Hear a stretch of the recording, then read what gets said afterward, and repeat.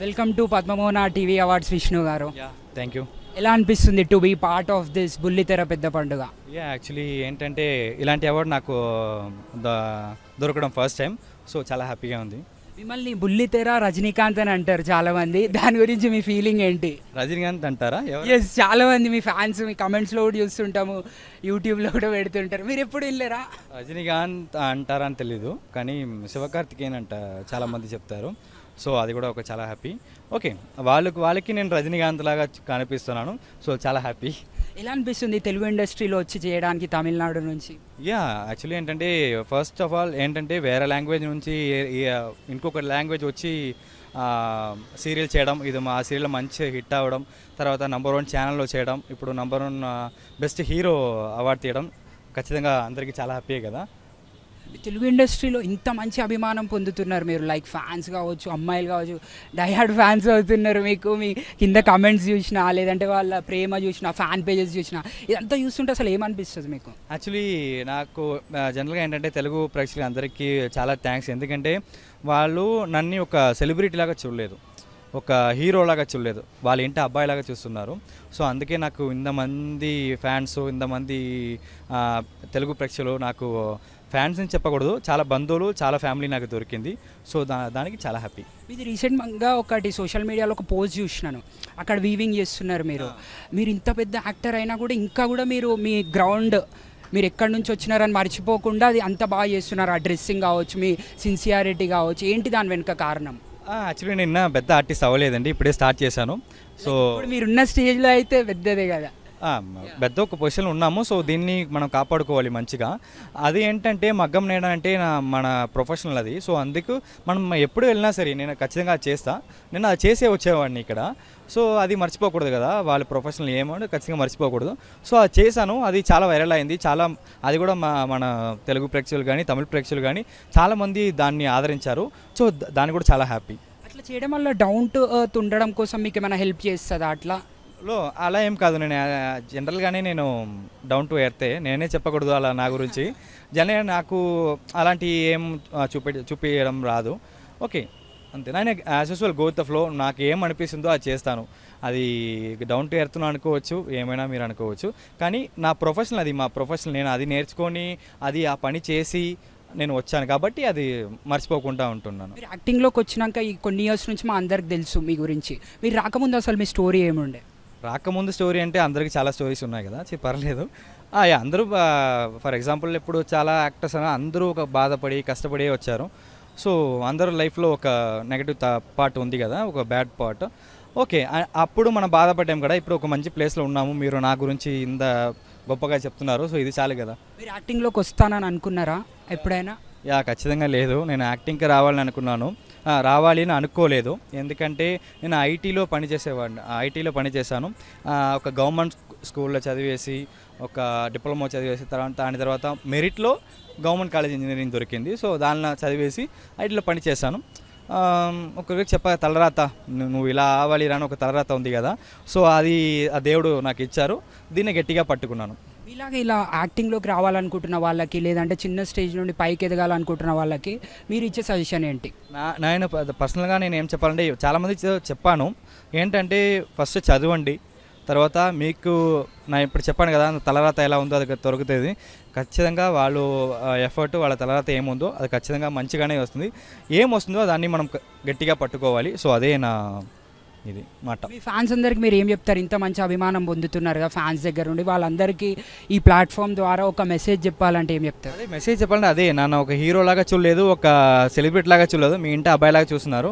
So చాలా happy. ఇలానే మిమ్మల్ని ఎప్పుడు నేను ఎంటర్టైన్ చేయడానికి రెడీగా ఉన్నాను, ఎంటర్టైన్ చేస్తాను. మీ ఫిట్నెస్ అండ్ ఫ్యాషన్ని కరెక్ట్ ఆన్ పాయింట్లో మెయింటైన్ చేయడానికి మీరు ఏం ప్రికాషన్స్ తీసుకుంటారు? లేదు, ఫిట్నెస్ అలాంటి ఏం, నేను యాజ్ యూజువల్ ఉన్నాను. ఫిట్నెస్ అలా చేయాలి ఇలా చేయాలి ఏం లేదు. ఎప్పుడు సింపుల్గా ఉండాలి, ఎక్కువ ఇది కాకుండా నార్మల్గా ఉండాలి. అదే. లవ్ గురించి మీ ఒపీనియన్ ఏంటి? లవ్ గురించి ఒపీనియన్ ఏంటంటే ఏం చెప్పాలి, అది వాళ్ళు పర్సనల్. నా గురించి లవ్ గురించి అడుగుతున్నా, వాళ్ళ పర్సనల్గా జనరల్గా లవ్ గురించి చెప్తున్నారా? End of the day age వయసు అఫెక్షన్ రావచ్చు, అట్రాక్షన్ రావచ్చు, అది ఆ టైంలో ఒక్కొక్కరికి రావచ్చు. సో అది తలరాత ఎలా ఉందో దాన్ని బట్టి జరుగుతుంది. పెళ్ళిపైన మీ ఒపీనియన్ ఏంటి? పెళ్ళిపైన ఒపీనియన్ అంటే ఖచ్చితంగా ఒక మంచి వైఫ్ రావాలంటే వస్తారు, మంచి లైఫ్ దొరకాలంటే దొరుకుతుంది. ఖచ్చితంగా పెళ్ళి కూడా తప్పదు కదా, అందరూ చేసుకోవాలి. మరి మీరు ఎప్పుడు చేసుకుంటున్నారు? దాని గురించి ఇప్పటికే ఏమో ఇది లేదు. తెలుగు చాలా బాగా మాట్లాడుతున్నారు, ఎట్లా నేర్చుకున్నారు? అంటే డిఫికల్ట్ కదా బేసికలీ తమిళ్ నుండి ఇటు షిఫ్ట్. నేను తెలుగు ఫస్ట్ వచ్చినప్పుడు నాకు జీరో తెలుగు ఏం తెలీదు. నేను చాలా భయం వచ్చింది, ఒక తమిళ అబ్బాయి ఇక్కడ వచ్చి తెలుగు ఎలా రా అని భయం వచ్చింది. నేను కావాలంటే చాలా మందితో ఇప్పుడు చూడండి మీరు క్వశ్చన్ అడుగుతున్నారు, నాకు మాట్లాడుతున్నాను. సో అలాగే నాకు మాట్లాడి అలవాటు అయ్యి నాకు కొంచెం ఇదైంది, ప్రాక్టీస్ అయింది. సో అందుకే ఇప్పుడు కొంచెం ఇంకొకటి ఏంటంటే ఒక నంబర్ 1 ఛానల్లో ఒక నంబర్ 1 ప్లేస్లో ఒక సీరియల్ చేస్తున్నాము, హీరోగా చేస్తున్నాము, బయట వెళ్ళినా ఇలాంటి ఒక ఫంక్షన్లో మాట్లాడాలి కదా. సో అందుకు నేను నా బెస్ట్ని మాట్లాడుతున్నా, తెలుగు నేర్చుకుంటున్నా. ఎలాంటి హోంవర్క్ చేస్తారు ఒక సీన్ చేసే ముందు మీరు? నాకు బేసిక్లీ ఏంటంటే ఒక ఇంట్రెస్ట్ ఉంటే చాలు, మనం సీన్ చేయాలి, ఒక బేసిక్ ఇంట్రెస్ట్ ఉంటే చాలు. ఇంకొకటి అంటే కొంచెం డైరెక్షన్ నాలెడ్జ్ కొంచెం ఉంది కాబట్టి నేను ఈ సీన్ ఇలా చేద్దాం అలా చేద్దాం ఒక ఐడియాలజీలతో నేను చేస్తున్నా. అంటే మీరు డైరెక్టర్ అవుదాం అనుకునేనా ఫస్ట్?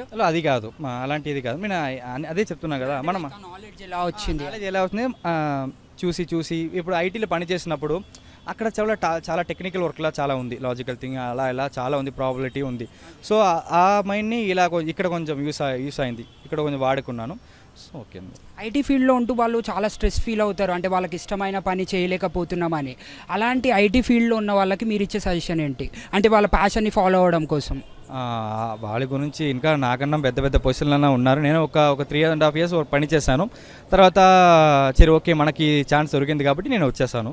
సో దానికి వాళ్ళకి అడ్వైస్ చేయడానికి ఏమైనా టిప్స్ ఇవ్వడానికి ఏమో నాతో. ఐ మీన్ ఏంటంటే మీరు కూడా అదే స్టేజ్ నుండి వచ్చారు కదా, ఐటీ ఫీల్డ్లో ఉంటూనే మీ ప్యాషన్ని ఫాలో అవుతూ ఇక్కడ వచ్చారు కదా. సో అలా ఉంటూ వాళ్ళ ప్యాషన్ని ఫాలో అవుదాం అనుకునే వాళ్ళకి లైక్ మీ లైఫ్ లెసన్స్ ద్వారా మీరు ఇచ్చే సజెషన్ ఏంటి? End of the day first background life family చూసుకోండి, మీ బ్యాక్గ్రౌండ్ ఎలా ఉంది చూసుకోండి. ఒక ఐటీ పనిని వదిలేసి వేరే పనికి జంప్ అవ్వాలంటే ఖచ్చితంగా మీ బ్యాక్గ్రౌండ్ స్ట్రాంగ్ ఉండాలి, మీ మైండ్ స్ట్రాంగ్ ఉండాలి. అది ఉంటే చాలు, ఖచ్చితంగా మీరు ఏమనుకున్నారో ఖచ్చితంగా అది వస్తుంది. మీరు మీ మైండ్ స్ట్రాంగ్ పెట్టుకోవడానికి మీరు ఏం చేస్తారు మరి? అది ఏం చేయలేదు, గో విత్ ద ఫ్లో అంతే. ఎవరిని డిపెండ్ చేయకూడదు. ఫస్ట్ ఒకరిని డిపెండ్ చేస్తే అది పోతుంది. డిపెండ్ చేయకుండా నేను ఇండిపెండెంట్గా అన్ని డిసిషన్ చేశాను. సో నేను ఒక మంచి పొజిషన్లో ఉన్నాను. లోగా ఫీల్ అయినప్పుడు ఏం చేస్తారన్న మీరు? లోగా ఫీల్ అయినప్పుడు అందరికీ బాధ ఉంది, అందరూ యాజ్ యూజువల్ ఏం బాధపడాలి, ఎలా బాధపడాలో వాళ్ళకి ఒక వే ఆఫ్ బాధ ఉంది కదా, అది చేసేసి కామ్గా ఉండాలి. అప్పుడు కొంచెం సైలెంట్గా ఉంటే బెటర్. మీ ఫేవరెట్ హాబీస్ ఏంటి? ఆఫీస్ ఏం లేదు, లాంగ్ డ్రైవ్ నాకు నచ్చుతుంది, సోలో డ్రైవ్ నాకు చాలా ఇష్టం. సో అది చేస్తాం. త్వరలో ఇంకొకరు పక్కన సీట్లో ఇంకొకరు వస్తే బాగుంటుంది అనుకుంటున్నావు. నిజంగానే మీరు శివకార్తికేయన్లా ఉన్నారు ఇంకా దగ్గర నుండి. అందుకే చాలా మంది అలాగే చెప్పారు. అంటే రియల్గా ఇట్లా చెప్తే మీకు హ్యాపీ అనిపిస్తుందా, లేదంటే అరే ఏంటి కంపేర్ చేస్తారు అనిపిస్తుందా? అది కాదు, ఒక ఎండ్ ఆఫ్ ది డే వాళ్ళు కూడా అతను కూడా ఒక సెలబ్రిటీ కదా. సో సెలబ్రిటీతో కంపేర్ చేయడం ఏం లేదు. ఇప్పుడు మీరు ఉన్నారు, మీరు అలాగే అతనిలాగే ఉన్నారు అన్న, వాళ్ళు సెలబ్రిటీయా లేకపోతే నార్మల్ పర్సన్, అది ఏం ప్రాబ్లం లేదు, అతనిలాగా ఉన్నారు అంతే. బట్ దీనిలో ఏం లేదు అంతే. So you feel happy for that. Yeah super అన్న. లైక్ చాలా విషయాలు మాట్లాడుకున్నాం అనుకుంటున్నాం. ఇక ఫైనల్గా ఇది చూస్తున్న మీ సీరియల్ ఆడియన్స్కి కావచ్చు, వాళ్ళందరికీ మీరు ఏం చెప్పాలనుకుంటున్నారు? Last final message while close. వాళ్ళందరికీ ఏం చెప్పాలంటే ఖచ్చితంగా చాలా హ్యాపీ నేను ఈ పొజిషన్ రావడానికి. ఖచ్చితంగా తెలుగు ప్రేక్షకులే కారణం. ఎస్పెషలీ నా ఫ్యాన్ పేజెస్ చాలా నా కోసం ఎఫర్ట్ పెట్టి, నేనే ఇలా అనుకోలేదు, చాలామంది నా కోసం పేజెస్ క్రియేట్ చేసి ఎడిట్ చేసి పెడుతున్నారు. సో అందుకు చాలా హ్యాపీ. తెలుగు ప్రేక్షకులు అందరికీ చాలా చాలా చాలా థ్యాంక్స్. థ్యాంక్ యూ అన్న, super. It was great speaking with you. Okay, thank you.